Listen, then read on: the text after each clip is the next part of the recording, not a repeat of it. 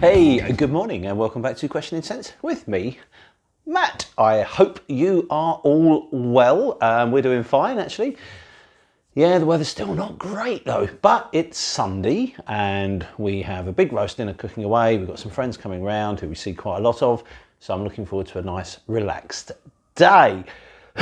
However, before we go any further, I'm really excited to present this review today. Now, if you've been following us on Instagram, you'll notice that I've been swiping some oud and I've been burning some chips and all that sort of thing. So what we're going to do is we're going to talk a little bit about it. Now, one of our subscribers who I didn't know is a guy named Raheel, and he has a company called Oud Base.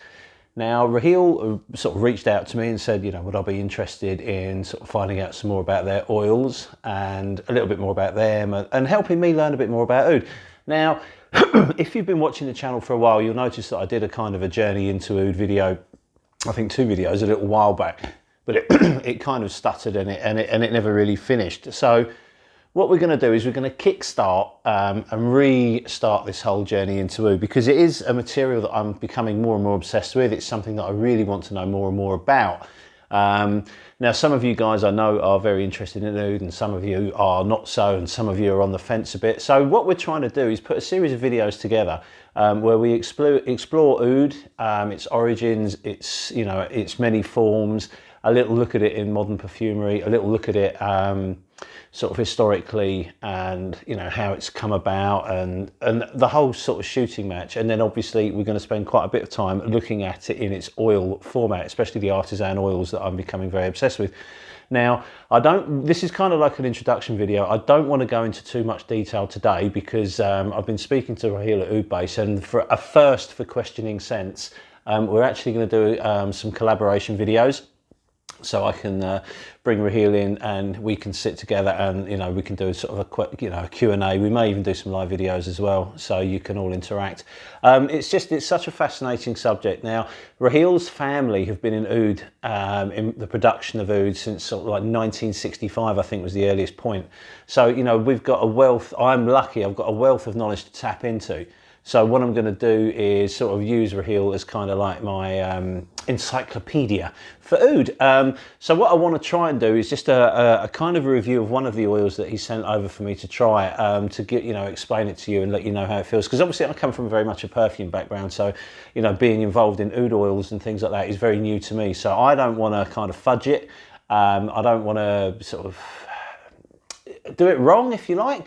So when we're looking at the history of oud and the history of burning agarwood, the whole sort of shooting match, I'm going to save that for when I'm actually with Raheel and we can do a much more comprehensive video giving you a much better background, because obviously his knowledge is phenomenal. Mine, I know a little bit more than say the average person about oud because I've been wearing oud for quite some time. But when you're talking about sort of compounds and distillation and all the rest of it, I have nowhere near the amount of knowledge that Raheel has. So what we're going to do is I'm just going to talk a little bit about how this has come about. Now, Raheel reached out and said, look, would you like to have some oils to review? To get out to your subscribers, and I was like, of course mate, that would be amazing. So Raheel sent me 5 oils to try, and obviously the quality of these oils is phenomenal. It's an incredibly expensive medium, very beautifully made. And the differences with Raheel's oils from Oud Base and a lot of others is they have, they're London based, but they have premises in Bangladesh and in the UAE. They actually are one of the few artisan oud producers that are distilling their own oils. So, lots of people buy oils in, and obviously they're very high quality, but you'll never know when you're buying in an oil exactly what's in it when you're, buying an oil to make an artisan oud oil. When you're buying in oils, you'll never know exactly what's in that oil unless of course you've distilled it yourself. So Oud Base are distilling their own oils, which it gives them gives them a lot more control over the quality of the product, and they know obviously exactly what's in it because they've actually made it themselves. So of the 5 that he's given me to try, we're going to talk about one today, and that's called the Funkmeister, and it's amazing. I'm wearing it at the moment. I'm not actually in a position yet where I can do all the swiping on camera because it looks so ungainly when I do it. I'm still very much a novice when it comes to applying oud. But another thing that came with the oils, which has been an absolute revelation to me, Oud Base sent me some chips. So here we have a Sri Lankan grade sinking wood chip, which you burn, which I'm absolutely getting into. And here we have some Hindi Muri oud chips. Let's get one out for you to see.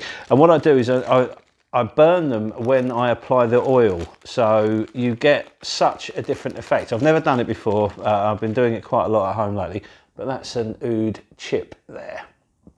And you break a little bit of this off and put it in your burner, and what happens is the smoke comes off. It seems to adhere to the oil that you're wearing, but the most important thing about burning and chips and wearing oil is the smell is so different. It gives almost like a stereophonic smell, if that makes sense, because you've got oil on your skin and then the oud is all around you in the air. It just fills the house. It's such a magical experience. I cannot praise it enough. It's something everybody, if you've got a minute interest in wearing oud oils, try and get some chips to burn at the same time. It changes it completely. Now, the Funkmeister, which is here, it's this tiny little vial of it there, is full of magical oud. Now, it's a Hindi oud, which traditionally comes from sort of India. Now, the Hindi oud and the Hindi chips together create something quite sensual, quite special, and incredibly addictive. I have to be careful though, because my wife's not a massive fan of the smell of the burning oud, so I can only really do it when I've got an empty house. Hence, I'm not burning one as we speak. So, right, let's have a look at Funkmeister. So this is a Hindi oud, and it comes from the Aquilaria Malacassinis, I think it's pronounced, which is a different type of tree. Now, I obviously know that oud comes from the Aquilaria tree, but I didn't realise how many different species there were of that tree. And obviously every different species creates an oud that is slightly different or completely different depending on the continent or where it comes from. Now, this is something that I'll go into a lot more depth with Raheel when we get together to do our video, because he's the expert on it. But what I do like is you get a real provenance with these oud oils that will tell you what kind of tree it was from, where it was distilled, you know, what sort of pot it was distilled in. This was distilled in a steel pot, and this was made in 2017. So already it's 3 years old, which I find excellent. I loved getting that sort of background information on the oud oils. Now, as I say, I'm wearing it at the moment. And what I'll do is, because it's an oud oil, it's not a perfume, you don't get notes in the same way, but I can tell you what, you know, how Oud Base describe it. And they describe this as a Hindi oud with a barnyard but sweet opening. There are floral notes, there's a smell of chocolate, there's cardamom, there's tobacco, there's leather, there's green mango, and then it sort of dies off into a woody base. Now I can, you know, I'm wearing it at the moment, and I've got, let me just swipe a tiny little bit more, just for the opening, because I've had this on for quite a while now. And I'll just swipe a little tiny bit there. I'll put that down. It's just dreamy. I absolutely love it. I'm really into the funkier side of ouds. I love the Hindi ouds. I love that barnyard smell, and this has that in spades. But because of the sweetness that comes out, it's very animalic, and you do get that real barnyard effect. If someone's never smelled a barnyard oud, this would be a really good one to do it, because what happens is there's sweetness that tempers it. So I think it's gorgeous. Some people will find this slightly too much, or maybe slightly unpleasant, because it is very barnyardy, but it's beautiful. And then that barnyardy note seems to pass. There is supposedly a chocolate note that comes in, but I don't get chocolate from this at all. You know, sometimes with patchouli, when you've got a very intense patchouli note, you'll get chocolate with that as well, but I don't get chocolate from this. I do get some light florals sitting in, and the tobacco-y vibe. I wouldn't class it as a tobacco smell. And I think one of the reasons is when you're comparing oud to the more refined sort of perfumes where a note has been chemically made to smell you know, like a real facsimile of the, you know, the item. So for example, if you've got a tobacco based fragrance, the fragrances, you know, the perfumers have worked very, very hard to make sure that it smells exactly like tobacco. When you're dealing with oud, this is something that's a natural smell that comes out that we think is similar to tobacco, for example, but I do get a tobacco-y vibe from it. But at the moment, because I mean, here it's settled, and this is like a sweet woody base with a little bit of a floral note in the background. It's slightly leathery, but now at this stage, this is kind of like a deep, intense woody note, which is beautiful. But when it starts its journey, that sweet funkiness seems to last for about 10 to 15 minutes before the sweetness kind of pushes the barnyard vibe away. And then these other notes start coming into play, the leather, the chocolate, which I don't get. I really want to find chocolate in this. I've been trying, but I can't get it. The leathery bits are there. I don't get green mango either, to be honest. I do get something that hints of fruit sit behind, but I couldn't be, you know, my nose is so new to this. I'm not probably the best person to be picking out these notes. I don't get green mango. I do get a slight fruitiness coming in, and that sits down there nicely with the leather and the woods. But this is an absolute joy to wear. There's something really calming about wearing oud. There's something very, very relaxing about the swiping process. And I don't know, I wouldn't, because I enjoy it so much, I don't want to waste it on the rest of the world. I'm sure lots and lots of people go out and wear oud. I'm pretty sure it's not one that you're ever going to wear to work, but I'm sure a lot of people do go out wearing oud. For me, this is a very, very special time when I get to relax and swipe some oud and just chill out, you know, when everyone's kind of gone to bed and I'm relaxing in the evening, having a glass of wine, burn some incense, burn some oud, swipe some oud, and just enjoy every second of it. What we really, really would like to do is try and get you guys that are on the edge about oud, there's, you know, you're sitting on the fence, you don't know whether you like it or not, is to try real oud. Because one thing we, you know, both me and Raheel really agree on is the oud in perfumery at the moment, there's very few perfumes that actually give a realistic facsimile of what oud smells like. It seems to be used in perfume to sell perfume. People put oud in the title of a perfume to get it off the shelves, because obviously oud is this, you know, massive phenomenon. Everybody wants to be involved in it. You know, every house has some kind of oud perfume, and with varying levels of success. Let's be honest, there's a lot of them have got oud in the title.